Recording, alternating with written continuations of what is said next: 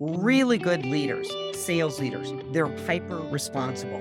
So what happens is when somebody's failing, it's my responsibility. I didn't give them enough training. I didn't give them enough coaching. We didn't give them enough resources. Now, I started in business in a startup, and you basically got 1 day of training, and then you were enrolled in the Go Get 'em Good Luck program. And Yes. so when I see this hyper responsibility popping up, that actually is a great thing because they care, but they care a little too much where they're accepting excuses. So I don't know if you've observed that behavior with some of the sales leaders you work with. Oh, 100%, because many of us feel that we can fix people, Yes. Yes. right? If only I just did this, I'm going to give them another 3 months. I'll coach them. I'll help them. At the end of the day, in coaching sales managers where they have performance issues or people who just don't fit their team, I'm very directly, and usually I'll ask them, the Stephen Covey approach to the world is begin with the end in mind. Yeah. Is this the person that should be on your team?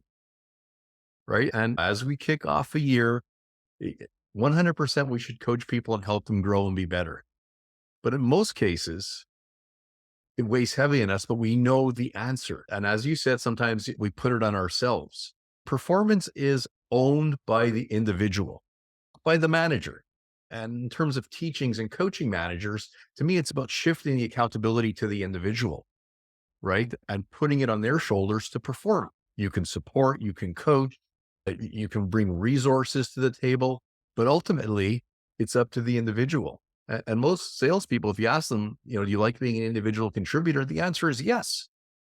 But are you accountable to delivering on performance? And in many cases, the manager takes it upon their shoulders and they're accepting of modest performance and think that they can fix the individual. I think that it's great. They're caring, as you said, but in most cases, they're actually perpetuating a situation or holding on to someone where maybe it's time to cut the umbilical cord, and it's Mhm. up to the individual to perform, not the manager to make excuses. And it comes down to who owns their performance, who owns their attitude. Training is kind of jointly owned, right? Where the individual is responsible for their own development as well as the manager assumes responsibility. But when it comes to effort and performance, to me, that's clearly owned by the individual. So if it's not happening, you can bring a horse to water, but you ultimately can't make them drink. And that's where the You coachability comes in. you could put in flavoring, but they're just not drinking that water. And so Yeah.